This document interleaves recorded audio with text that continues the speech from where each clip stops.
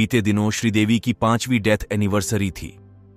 44 साल की श्रीदेवी की मौत 24 फरवरी 2018 को दुबई की एक होटल के बाथटब में डूबने से हुई थी। श्रीदेवी की मौत की खबर आते ही कई तरह की अफवाहें उड़ी थीं। उनकी मौत को लेकर अलग अलग बातें सामने आई थीं। किसी रिपोर्ट में कहा गया था कि उनकी हत्या हुई है, किसी में कहा गया कि उन्होंने बहुत ज्यादा शराब पी रखी थी और वे लड़खड़ाकर बाथटब में गिर गईं। तो आखिर क्या थी सच्चाई और श्रीदेवी के पति बोनी कपूर और दुबई पुलिस ने क्या बताया था? अपना आंखों देखा हाल जानने के लिए बने रहिए अंत तक। मगर उससे पहले अगर आप हमारे channel crime cover in Hindi पर पहली बार आए हैं तो चैनल को सब्सक्राइब जरूर कर लें। तो चलिए शुरू करते हैं आज की इस कहानी को। बता दें कि श्रीदेवी अपने भांजे मोहित मारवाह की शादी में दुबई गई थीं। शादी के बाद पूरा परिवार मुंबई लौट आया था, लेकिन श्रीदेवी दुबई में रुक गई थीं।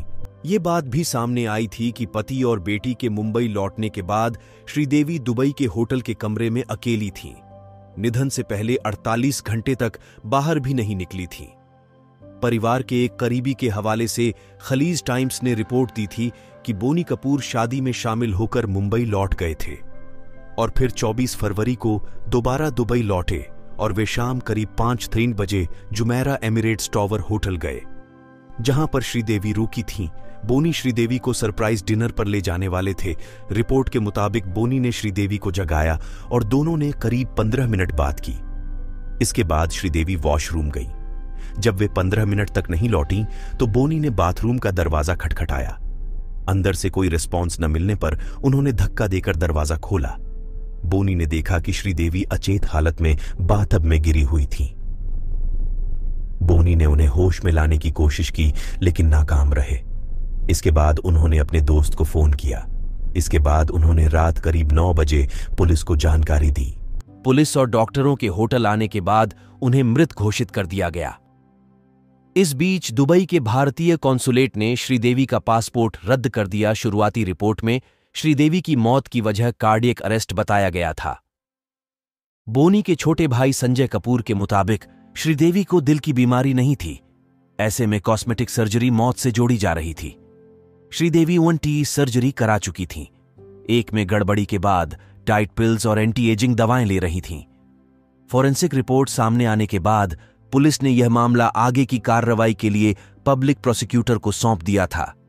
इसके बाद सरकारी वकील ने 22 घंटे की कानूनी औपचारिकताएं पूरी करने के बाद 27 फरवरी को करीब 2:30 बजे श्रीदेवी की बॉडी को ले जाने की इजाजत दी थी। दुबई में कानूनी प्रक्रिया पूरी होने के बाद 27 फरवरी 2018 को देर रात श्रीदेवी की बॉडी मुंबई लाई गई थी। उनका अंतिम संस्कार 28 फरवरी को किया गया था। 1975 में महज 10 साल की उम्र में बतौर बाल कलाकार फिल्म जूली में दिखी।